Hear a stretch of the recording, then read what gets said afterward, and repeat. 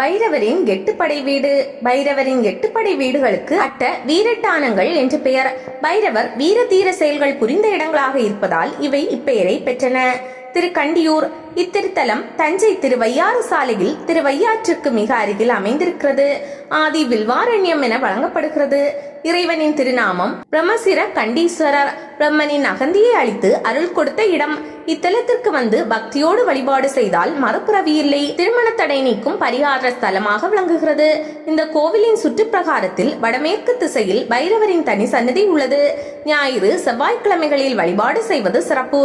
இந்த நாட்களில் இலுப்பை எண்ணெய் புங்கெண்ணெய் நல்லெண்ணெய் கலந்து 8 விளக்கேற்றி மூலவருக்கு அர்ச்சனை அபிஷேக ஆராதனை செய்ய வேண்டும். திருக்கோவிலூர். திருக்கோவிலூர் கோவில் நகர் வீரட்டம். திருக்கோவிலூர் நகருக்குள்ளேயே தென்பெண்ணை நதி தீரத்தில் அமைந்துள்ளது. இறைவனின் திருநாமம் அந்தகாசுர சம்ஹாரமூர்த்தி. அன்னை சிவானந்தவல்லி என்ற பெரிய நாயகி.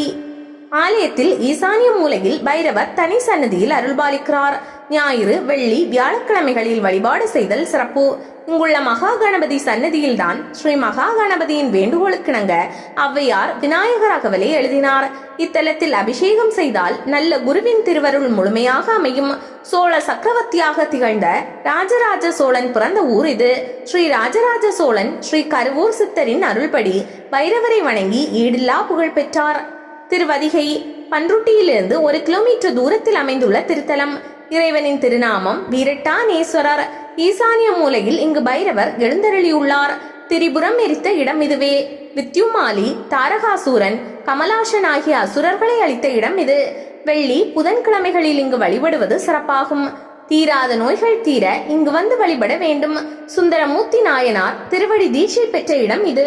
சமண சமயத்திலிருந்து சைவ சமயத்திற்கு திரும்பிய திருநாவுக்கரசரின் தீராத குன்ம வியாதியை நீக்கி தடுத்தாண்ட தலம் இது. உடல் நோய்களும் பிறவி நோய்களும் நீங்கும் இடம் இதுவே. திருப்பரையலூர்.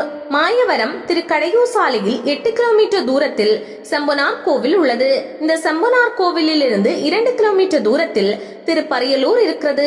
சுவாமியின் திருநாமம் வீரட்டேஸ்வரர். அம்பாளின் பெயர் இளங்கொம்மனையாள். அகந்தை கொண்ட தட்சனை அளித்த இடம் இது. தட்சன் யாகம் செய்த இடமே தற்சமயம் கோவிலின் குளமாக இருக்கிறது. இங்கு வந்து வழிபட்டால் தீராத கடன்கள் தீரும்.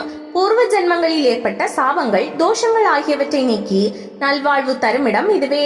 திருவெற்குடி. திருவாரூர் நாகூர் சாலையில் திருப்பயந்தங்குடியிலிருந்து பிரிந்து 2 கிலோமீட்டர் தூரம் சென்றால் திருவெற்குடியை அடையலாம். மேற்கு நோக்கிய திருக்கோவிலாக இது அமைந்திருக்கிறது. இந்த கோவிலின் இறைவனின் திருநாமம் ஸ்ரீ ஜலந்தராசுர வதமுக்தி.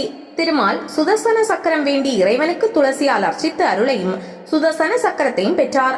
எனவே இங்கு சிவபெருமான் வடிவில் இருக்கும் பைரவருக்கு துளசியால் அர்ச்சனை செய்யப்படுகிறது. இங்கு திருமால் தனது தேவியான லட்சுமியோடு இருக்கிறார். பெரும் வறுமை நீங்கிட அல்லது மகத்தான செல்வ வளம் வேண்டுவோர் இங்கு 16 வெள்ளிக்கிழமைகளுக்கு வர வேண்டும். வந்து விநாயகர், சுவாமி, அம்பாள், லட்சுமி, பைரவர் ஆகியோருக்கு அபிஷேகம் ஆராதனைகள் செய்ய வேண்டும். இதை செய்ய இயலாத அளவுக்கு பொருளாதாரத்தில் சாதாரண நிலையில் இருப்போர் அர்ச்சனை செய்தால் போதும். இவ்வாறு செய்து முடித்தால் வறுமை நீங்கும், செல்வ வளம் பெருகும். வழுவூர். மயிலாடுதுறையிலிருந்து திருவாரூர் செல்லும் சாலையில் 8 கிலோமீட்டர் தூரம் சென்றதும் வலப்புறம் திரும்ப வேண்டும். அங்கிருந்து 1/2 கிலோமீட்டர் தூரத்தில் இருப்பது வழுவூர் ஆகும். இறைவன் கிருத்திவாசர் என்ற திருநாமத்தோடு அருள்பாலித்து வருகிறார்.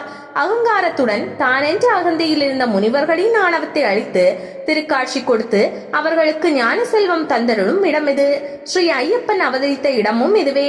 எத்தனையோ பேர்கள் தியானம் செய்கிறேன், தவம் செய்கிறேன், எனக்கு எந்த முன்னேற்றமும் இல்லை என புலம்புபவர்கள் இங்கு வருகை தந்து இறைவனை வழிபட வேண்டும்.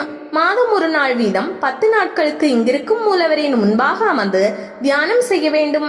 இங்கும் ஈசான மூலையில் பைரவர் எழுந்தருளியுள்ளார். இவருக்கு அருகிலேயே சனீஸ்வரர் அமர்ந்திருக்கிறார். 7.5 சனி, அஷ்டம சனி, கண்ட சனி, அர்த்தாஷ்டம சனி, சனி திசையால் பாதிப்புக்குள்ளானவர்கள் 8 சனிக்கிழமைகள் இங்கு வர வேண்டும். அவ்வாறு வந்து இவரது சன்னதியில் 8 தீபம் நல்லெண்ணெய் ஊற்றி ஏற்ற வேண்டும்.